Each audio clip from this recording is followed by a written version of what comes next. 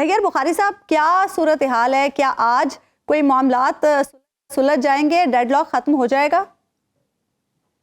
ہمیں امید رکھنی چاہیے. یہ معاملات obviously دو پولیٹیکل پارٹیز کے درمیان گفت و شنید جاری ہے اور اس میں دیگر پولیٹیکل پارٹیز بھی شریک ہوگی اس گورنمنٹ میں. تو یہ گورنمنٹ بنانی ہے، گورنمنٹ 5 سال چلانی ہے، پھر پارلیمنٹ کو چلانا ہے، لیجسلیشن ہے، بہت سارے ایشوز ہیں. ان کو بالکل ٹائم کنزیوم کرتے ہیں، ان کو ڈسکشن کرنے پہ، اس پہ ڈیلیبریشنز ہیں، اس پہ ڈیسیژنز ہیں.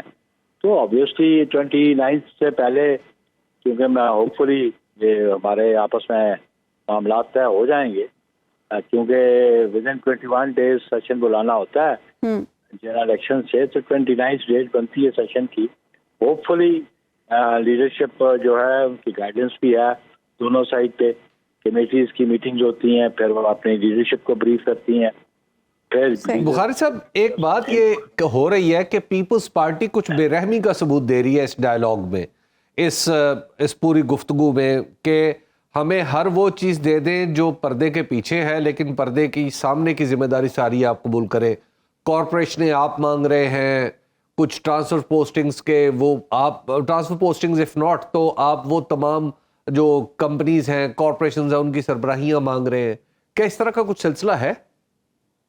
دیکھیے جی، ہم نے تو ان کو ان رائٹنگ دیا ہوا ہماری کمیٹی نے، اور آپ کو علم ہوگا کہ اسحاق ڈار صاحب کے گھر یہ میٹنگ ہوتی ہے، انہوں نے اسٹیٹمنٹ دی کہ ہمارا عہد ہے کہ ہم اس کو میٹنگز کی کارروائی کو ڈسکلوز نہیں کریں گے. تو ہماری کمیٹیز جو ملتی ہیں وہ اپنی قیادت سے بات کرتی ہیں، قیادت سے گائیڈنس لیتی ہیں. تو میں نے کہا ابھی اکرم صاحب، یہ حکومت چلانی ہے نا، تو یہ کوئی گڈی گڈے کا کھیل تو نہیں ہے. معاملات تو سیٹل کرنے پڑیں گے، اور پھر جس قسم کی پوزیشن ہے نیشنل اسمبلی میں پولیٹیکل پارٹیز کی، اس کو سامنے رکھتے ہوئے خاصی سوچ و بچار کے ساتھ معاملات چلنے. ملک میں اکنامک اسٹیبلٹی لانے کے لیے بھی کام کرنا پڑے گا. ملک میں لیجسلیشن بھی ہوگی، اس کے لیے بھی غور و غوض کرنا پڑے گا. تو میں سمجھتا ہوں کہ اس میں ہوپ فلی بیٹر سینس ول پریویل. جو بھی معاملات طے کرنے ہیں، کیونکہ ان معاملات کو طے کرنا ان پاسٹ ایکسپیرینس کو بھی آپ ذرا دیکھ لیں سامنے. جو 16 ماہ کی گورنمنٹ تھی اس میں کیسے فنکشننگ رہی، اور اس میں بہتری لانے کی ضرورت ہے. اس میں کوئی گلے شکوے بھی تھے، ان کو کوشش یہ کرنی چاہیے کہ وہ آئندہ گلے شکوے نہ ہو یا ان کی گنجائش نہ رہے. بخاری صاحب، یہ بتائیے گا کہ ایک معاملہ ہے وہ ہے اکنامک ریوائول کا، جس میں شاید ایک فنڈامنٹل ایلیمنٹ ہوگا پرائیویٹائزیشن. پیپلز پارٹی اس پہ ہمیشہ ایک ڈفرینٹ ویو لیتی رہی ہے، تو کیا اب آپ دونوں کے درمیان کوئی ایک ایسا ویو ہے جس پہ آپ دونوں کہیں کہ یہ یونانیمس ہے؟ دیکھیں جی، وہ دیکھیں نا، ہر issue is open to dialogue نا، ڈیبیٹ. تو ڈائلاگ اور ڈیبیٹ سے ہی معاملات حل کیے جا سکتے ہیں.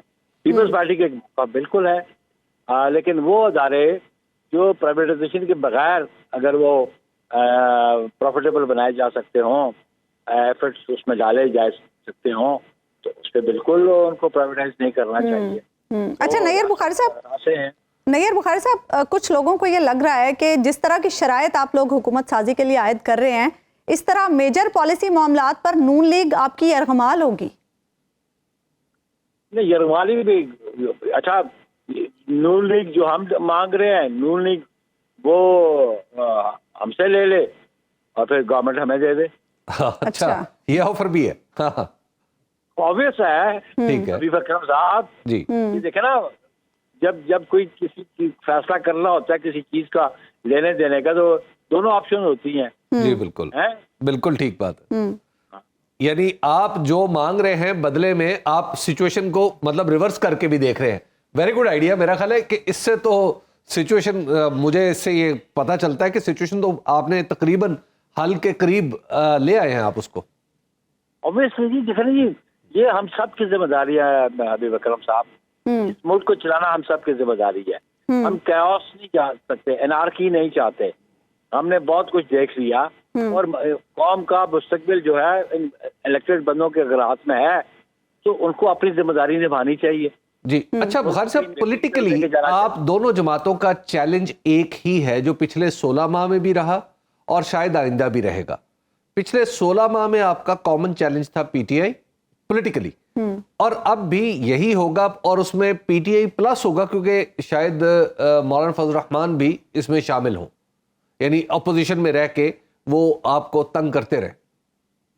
دیکھو جی, اپوزیشن کا کام ہے, وہ اس کا کام ہے, لیکن ہم سمجھتے ہیں کہ جو اگر وہ کرٹیسزم کرتا ہے it should be very positive, national interest میں جو بات ہو. نہیں, اگر جلوس اور دھرنوں کا سلسلہ شروع ہو گیا جیسے مولانا کہہ رہے ہیں کہ باتیں میدان میں ہوں گی, کرے گا تو پھر وہ نیشنل انٹرسٹ کی بات تو نہیں ہے.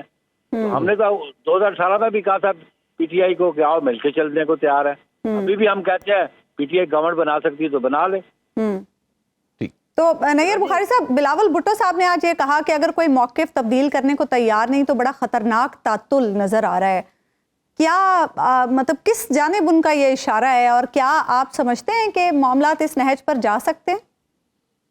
دیکھیں نا جی, الٹیمیٹلی اگر پولیٹیکل پارٹیز کسی ایگریمنٹ پہ نہیں آتی, اگر گورنمنٹ فارم نہیں کر سکتی, اور گورنمنٹ فارم نہیں کر سکتی تو پھر فریش الیکشنز کی طرف قوم جا سکتی ہے اسٹیج پہ. اور میں نہیں سمجھتا کہ قوم متحمل ہو سکے نئے انتخابات کے لیے. بالکل. تو اس لیے اس کے ایڈورس افیکٹ ہوں گے اکنامک اسٹیبلٹی پہ بھی, پولیٹیکل اسٹیبلٹی پہ بھی. تو اس لیے اپنی ذمہ داری کو بالکل دیکھنا, ہم نے in the larger interest, Peoples Party نے ان دا لارجر انٹرسٹ, ہم نے کہا اچھا جی گورنمنٹ آپ بنا لیں, ہم آپ کو سپورٹ کریں گے, نوئنگلی کہ شاید پولیٹیکلی ہمیں کوئی نقصان بھی ہو اس کا, لیکن ہم نے اس نقصان کو پس پش ڈال کر کے اپنی سیاسی جماعت کو بالکل اس ذمہ داری نبھانے کے لیے تیار ہیں کہ ہم نون لیگ کو سپورٹ کریں, وہ گورنمنٹ فارم کریں اور وہ گورنمنٹ رن کریں. اگر آپ غیر جانبدار اور بے لاگ تجزیوں اور تبصروں میں دلچسپی رکھتے ہیں تو ابھی سنو نیوز کا یوٹیوب چینل سبسکرائب کریں اور بیل آئیکن پر کلک کریں.